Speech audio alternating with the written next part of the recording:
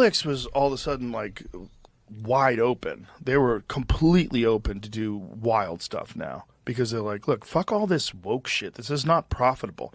Not only is it not profitable, like we're actually killing the business.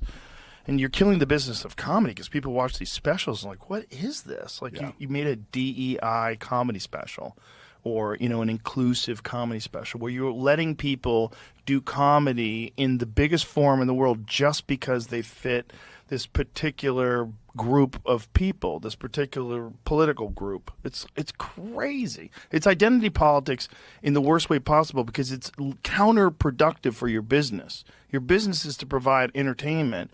And in some of your more successful businesses are the movies and shows. They're wild shows. Yeah. Like crazy shit happens in these shows. But not with comedy. With comedy, we have to gatekeep. We have to keep it. And I think they realized after they did a few of those things that nobody watches them. People hate them. And it actually is bad for their business. And then they do the Brady Roast. Boom! And they're like, okay. You know, and when I did my special, they had no limitations on me. They didn't say anything. And they have before? And it was live. But no, because it was live. They're like, we're not telling you what to say. It's live. Just go ahead.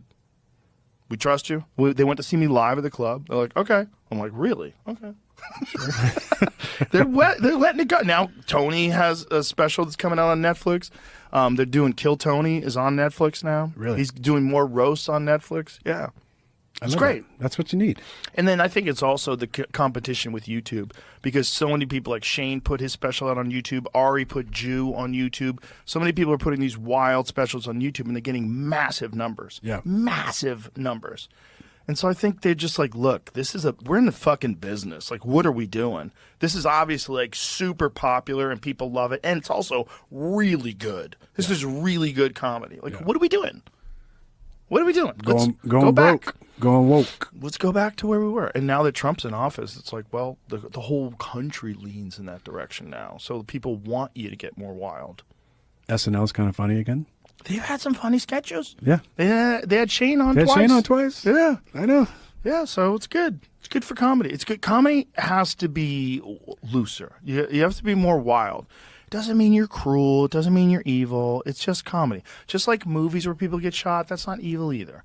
Okay? It's like comedy is funnier when it says fucked up things. It just is. Always has been. Yeah, back from Richard Pryor and Lenny Bruce and Sam Kinison and Bill Hicks and everybody else and Eddie Murphy. It's always been the wildest shit is what's funny. Kings of comedy. Yeah, exactly. Kings of Comedy, Blue Collar Tour. You know, Dave Chappelle. It's like, it's always the wild shit is the funniest shit. Period. That's what people want to see. That's what people want to see. They know what it is. It's a fucking art form. It's called shit talking. Yeah. That's what it is. Put your offense to the side. Yeah. Just go have a good time. They don't mean it. Like, have you seen Brian Holtzman yet? No. Oh my God, you gotta see Brian Holtzman. He's a Los Angeles legend that we got to come out to Austin. And he was like the guy that would go on late at night. And he's so wild that Mitzi Shore wouldn't put him on stage for 2 weeks after 9/11. Really? She's like, no, don't let him go up. And we were dying. Holt's like, Mitzi, I don't understand. I'm not going to say anything crazy. And she's like, no way. 2 weeks. 2 weeks later, he's just saying the most ridiculous shit. He went on stage after Susan Smith drowned her kids, like the day after. He's like, I heard there were bad kids. I heard they sat that close to the TV. They didn't pollute away their blocks. They were always spilling their fucking milk. Those kids would not be missed. Like, it's a crazy character. You meet him in real life. He's the nicest guy on earth. But he's so funny. He's so ridiculous. I don't want to tell you what he's talking about now. I don't want to give it away, but comics just line up to watch this guy. Like, when he's on stage, we all get onto the balcony. Like, Holtzman. Has he been in the mothership? Oh, yeah, he headlines there all the time. Nice. He's there all the time.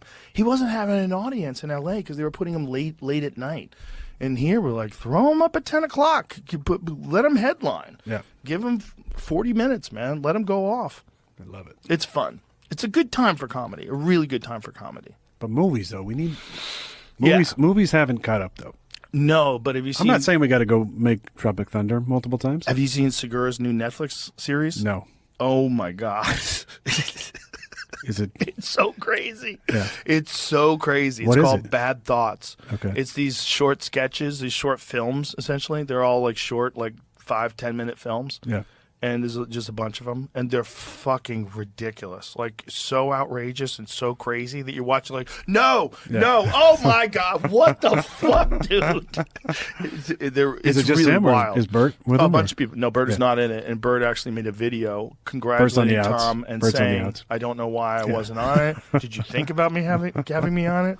Kind of weird that my best friend didn't have me on his show." Yeah. He's like, and he told Tom, I'm kind of joking, but also kind of serious. Like, was there any talks about having me on? He's a little hurt. Your first alternate, Bert. You just missed the cut. I wasn't on it either. Yeah. You know, who cares? It's great. It's really great. And it's like Netflix taking wild chances. Just completely wild chances. They got so much goddamn money. Like, yes. Yeah, and so many viewers. You know, it's like if you want to reach the most people, it's YouTube and then Netflix. you think UFC is going to go to Netflix? I don't know if they could do that. I'm a dummy. I'm not a business guy. I don't understand. So the problem is, would they be pay-per-view still? Because the Mike Tyson Jake Paul fight was on Netflix, and it was just you could just watch it, just like you watch everything else. You have to pay more for it. So if they had the UFC on Netflix, but they made people pay more for it, I don't know how that would work out. What if you just did like $5? Yeah, I don't know. Well, that's a good question, right? Like, if the UFC was $5 instead of $70, would you actually make more money? Because you would get millions of downloads or millions We of think views? about the user base on Netflix. Right. It's pretty immense. It's got to be what, 500 million, a billion. Yeah, we'll find out. It's got to be way bigger than ESPN Plus. ESPN Plus fucked themselves with that a couple ago. I couldn't even get it on my Yeah, on they TV. had a crash during the Ankalaev Pereira fight, right? Mm-hmm. That's not good. And I was like looking online, like, what the fuck? I'm not the only one. Like thousands of people were like, what was the done with ESPN. root cause of that? Did they discern? I don't know. It literally wouldn't let me get on. That's another fight. Pereira took that fight with a broken hand and norovirus. I knew he was messed up. He's an animal. Netflix has 94 million monthly active users. The company has over 300 million paid global subscribers. So it's 300 million worldwide. Top tier, ad-supported tier. Oh, so they have an ad. Now you can have ads, so it's cheaper. You can get it cheaper with ads. Okay, they're distinct from paid subscribers. Multiple individuals can share an account. Well, you're using it the correct way, though. You're using it the way African Americans used to use it. Black people used to call woke like, you're awake. I'm woke. You can't sneak that stupid shit by me. Right. I'm woke. Right. You know, and then the fucking white people took it over and ruined it. Like a lot of things. Exactly. Did we fuck that up too? Not us. Not us. But the ones with blue hair. Yeah. Now woke means a whole different. Whole different ballgame. Well, now it's essentially a pejorative. They can't even use it in a positive way. You know, that's beaten down. But I like it because because it's kind of like you can just be triggered about anything now, so it's so convenient. Yes. You know, because I can really silence you if you start out intellectualizing me. I can just be like, dude, you're triggering me. You're hurting my feelings. You're triggering me with Dude, information. I kid you not. I've never talked about this. I'm probably going to lose half my audience. But no, I went to Harvard University for this thing, this longevity summit through a very good friend of mine. I won't mention his name because then I'll give away the event that I was at. I called my wife on day 2, and I was like, babe, I feel like I landed on Mars. I go, I got to get out of here. And she goes, what is going on? I said, I just listened to a panel of PhDs for 4 hours debate about whether or not a microaggression is something that could happen to you that you don't recognize, that was causing a micro trauma that the other person didn't realize they were doing, but it was still creating an unsafe environment. I think there should be mandatory jiu-jitsu classes for those people. Mandatory jiu-jitsu. My head was so twisted. Here's your micro trauma. Yeah, when they passed the microphone to me, I got so much trouble. And I won't say his last name, but Daniel, he's still mad at me right now because of this. They passed the microphone to me, and they're like, do you have anything to add to the conversation? I go, this sounds like a bunch of people, this whole panel up here, you guys sound like you boarded a spaceship and literally left Mother Earth. Because I have no idea what you're talking about. You are talking about trying to identify something that you, by its very nature, say you don't know if you have it or you don't. So let's just admit that it's a ghost. So how are we going to – we can't measure it. We can't find it. We can't prove you have it. We can't prove you don't have it. So how are we going to treat it? What's this culture of victimization crazy. and the monetization? It's like there's status in victimization. You know, Yeah. that's the thing. They've essentially made it like a virtue to be a victim. So you're Yeah. looking for little things that have possibly. I believe there was a microaggression. I believe he I think you know what? I think I felt it. possibly rolled his eyes. I possibly rolled. I mean, that is gonna haunt me. I need therapy now. I think he might have rolled his eyes. And that's absolutely acceptable. That is a microaggression, like maybe rolling your eyes. Like you say something to me and I go, okay. And then I leave. Oh my God, that was a microaggression. Yeah, like yeah. what I just did going, okay. But here's That's the cool microaggression. thing: is you're kind of off the hook because if you didn't intentionally create the microaggression, I just perceived it as Depends a on who I am. If I'm a white heterosexual well, then, yeah. cis male, Then you're screwed. I got problems. Then you're screwed. So anyway, back to the food supply. We took a U-turn there for a second. What's really interesting is if you just take a very 30,000 foot view and you say, let's just look at the broad strokes on the blue zone research, right? There's no continuity between diets in these blue zones. So it's not keto, paleo, pescatarian, vegan, vegetarian, raw food, Atkins. It's whole food, just what you were just saying. You know, Whole food and a lot of healthy lifestyle. Whole food. Well, the two things that were non-interchangeable were sense of purpose and community and activity until later in life. So you didn't have any of the blue zones where people didn't feel a sense of purpose and community in life. In fact, there were no such things as assisted care living facilities. You know, the assisted care in those countries as mom and dad move back in with the kids until the day that they die. And there's a lot to be said for that because maybe grandma's only purpose is to go out and get vegetables for dinner that night, but she has a purpose. And she's a part of the community. And she's also not part of locked the up in a community. home with a bunch of people who don't really care about her. Yeah. You know, we knew something in the mortality space because I used to study mortality and mortality research. And we knew that if you wanted to cut somebody's life expectancy in half at any age, and I mean at any age, you put them in isolation.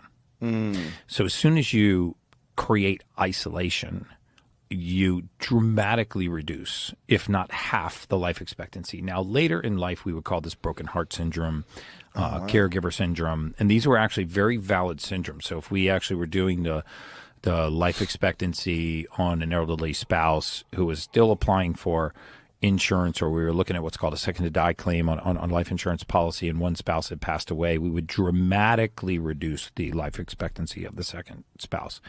And the reason why that's important is I think that people don't realize that we are actually being isolated in plain sight, right? I mean, we are trying to create connection through our phones. We're trying to create connection through social media. And these are not human connections. In fact, you know, if you look at the rates of depression, suicide, suicidal ideation, obesity, chronic mental illness. And I think we actually have a chronic lack of mental fitness, not necessarily a mental illness crisis in this country. And if you look at the skyrocketing rates of these conditions and how they are creeping into younger and younger and younger generations, you got 9-year-olds being treated for depression now. All right. So what's happening? What's happening is isolation in plain sight. You know, we don't problem solve anymore. We don't have communities with our friends anymore. We actually don't build social connections. We've lost our connection to Mother Nature. You know, that's why I like going out to my place in Colorado. It's probably like you like bow hunting. It's just Nature. old school connection to Mother Nature. And how freaking good do you feel? Yeah, it's very, very good. I really wish I lived in nature. I'd really like to be living in the woods again. For young men today, particularly like young, straight, white men, I think it's kind of hard, like for me and you, to even understand the world they grew up in. It's very different than the world we grew up. Like they grew up in this woke era. And okay, now it's kind of like that's receded and wokeism has been defeated. But they grew up in a time where racialism was accepted by every powerful institution, just against them. Right. You know, like it was totally fine to demonize straight white men at your high school, at your college, in your movies, in your TV shows, your politicians, celebrities, everybody was just, and that does like, it unlocks a certain thing that we kind of all had a gentleman's agreement to not unlock. Like, we're just not really going to do that. You know, we don't want to be like racialists. And so I think that's a component to it too. But there's also no question that it's exploded since Israel's launched this war on Gaza. Yeah. And it's exploded on the left, which you never heard anti-Jewish sentiment in public spaces before. You really never saw that on campuses. You know, if Israel did something, you may see a protest, but it was generally it was organic. These don't seem organic. They seem very funded, and they're very disruptive. And, you know, some universities experience vandalism and fires and crazy shit and people being threatened and doxxed. You know, it's different. It's a different level of it than I think we've ever seen before. And it's kind of it's created a giant divide on the left, right? Because on the left you have a lot of people that are their whole life they've been in support of Israel, right? And now all of a sudden there's these Free Palestine people that are also on the left. So you have this divide on the left. Yeah, you know? and there was that divide goes back a lot. Like there were leftist divides over the Israel-Palestine question going back really to like 1967, where most of the kind of like the Black Power movement people, like the Black Panthers, the Nation of Islam, those guys, they all sided with the Palestinians because they all saw it as like an extension of like, yeah, that's the whole, you know, we're against this kind of like racist colonizing, right, you know, like force. And then, of course, there were a lot of influential Jewish people on the left who were like, no, not in this case, we're okay with it. But you guys sure are right about all that civil rights stuff. But like, no, let's not look at it. Let's not look over there. But so a lot of that has kind of reemerged. Now, I do also, you know, I don't know. Like I talked to one kid who was like a grad student at Columbia, which was really like the center of so many of these protests. And he's Jewish. And I was like, so what's it like there? And he was like, they're annoying and they're Latin. Like some of their chants are like real kind of weird. Yeah, I don't really know what they mean by it. And I was like, well, do you ever feel like threatened? And he's like, no, it's not. Like, it's fine. They'll just chant as you walk by. And then I do know also that they had at least one time, they had like a Seder service because they got like Jewish people in those protest movements too. And so they, over last Passover, it was a year ago, they had like a Seder service with the Jews like in there too. So I don't know like what percentage of them are like just against the war and seeing pictures of dead babies and stuff like that. What percentage of them are actually, you know, like harbor resentment toward Jewish people. Like it's kind of hard to measure. But I would just say that like it almost in a very similar way to like what I was talking about with the drone war against Al-Qaeda in the Arabian Peninsula. It just made them stronger. You know, it's like, hey, if you want to see less Al-Qaeda, maybe stop having the American military kill innocent civilians in their land, because that seems to be fueling them. And at the same time, for the people who are so concerned about the rise of anti-Semitism, you're like, okay, well, it has exploded since Israel's been doing this to Gaza, right? So like maybe the U.S. shouldn't be funding and arming the whole goddamn conflict, because that does seem to like at least give those people a giant talking point to latch onto. Maybe we shouldn't have a system where like our political class is not allowed to criticize a foreign government and a foreign government that's gotten us into like 7 wars, or at least played a large role in getting us into those wars explicitly. I'm not like alleging some secret conspiracy. Yeah. I'm saying like Benjamin Netanyahu is John McCain. Right. Like he's been telling us Iran has a nuke. He's been telling us they're 5 years away from a nuke since I was 7. Literally, he's been saying Iran is 5 years away from a nuke the entire time. And he came over here, he testified before Congress in 2002 that we, as a regional expert, that if we were to overthrow Saddam Hussein, democracy would sweep the region and there'd be all these positive reverberations. And then he goes, and you also got to overthrow the regime in Iran, and you also got to overthrow Muammar Gaddafi. And like every single one of these things, not Iran yet, still pushing for that, but we went and overthrew Saddam Hussein. We went and overthrew Muammar Gaddafi.